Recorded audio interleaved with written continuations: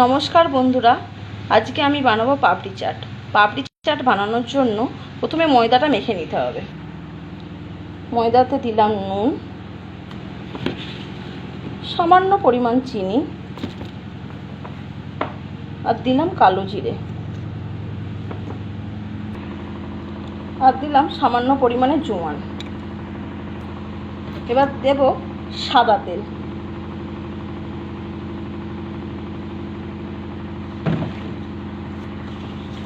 ভালো করে সাদা তেল দিয়ে ভালো করে মেখে নিতে হবে। তারপর অল্প অল্প জল দিয়ে একটা শক্ত একটা আটা মেখে রাখতে হবে।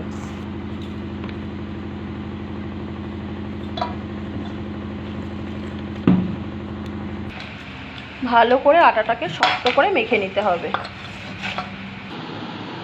ভালোভাবে মেখে নিয়ে আধ ঘন্টা রেখে দিতে হবে।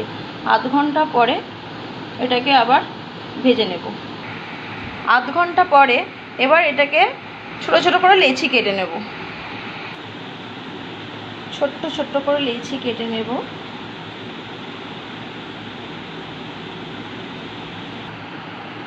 এক এক করে সব ময়দাটা লেচি কেটে নিলাম। এবার বেলে নেব।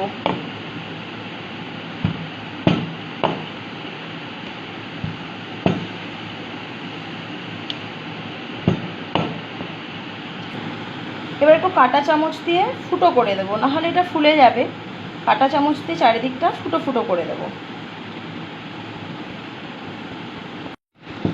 এইভাবে আমি সব কটাকে বেলে নেব।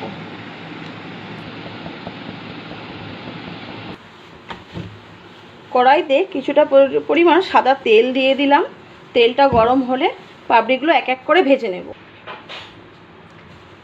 তেলটা খুব ভালোভাবে গরম হয়ে গেছে। এক এক করে এবার ভেজে নেব।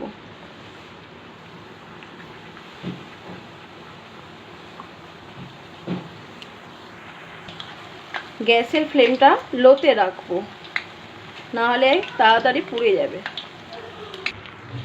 একদিকটা হয়ে গেছে, এবার একটা একটা করে উল্টে দেব।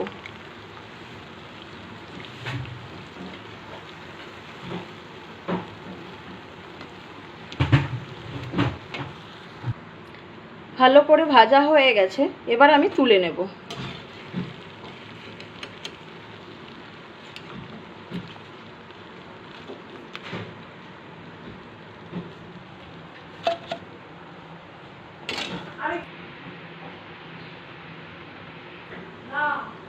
আবার কিছুটা ভেজে নেব।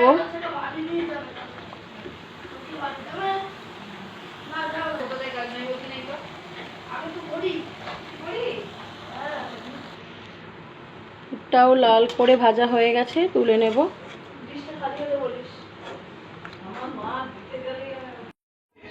সব পাপড়িগুলো আমার ভাজা হয়ে গেছে। একটা প্লেটে এবার পাপড়িগুলো সাজিয়ে নেব।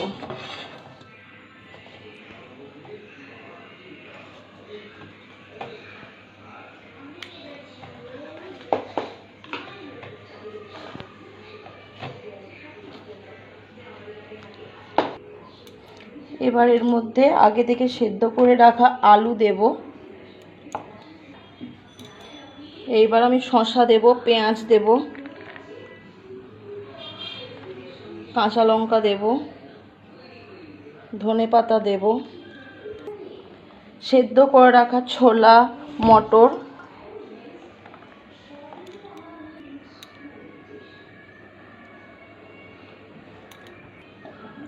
নুন দেব, ভাজা বাদাম দেব। এবার দেব টক দই। টক দইটার মধ্যে চিনি আর নুন দিয়ে আমি ফেটিয়ে রেখেছি। এবার মিষ্টি চাটনিটা দিয়ে দেবো, তেঁতুলের চাটনি। এবার আমি ঝুরি ভাজা দিয়ে দেবো, ওপর থেকে একটু ঝুরি ভাজা দিয়ে দেবো।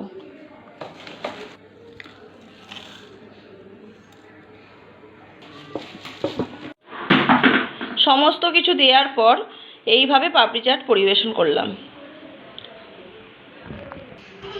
কে কে পাপড়ি চাট খেতে ভালোবাসেন কমেন্ট করে জানাবেন। যদি আমার ভিডিওটা ভালো লাগে লাইক, কমেন্ট, শেয়ার করবেন।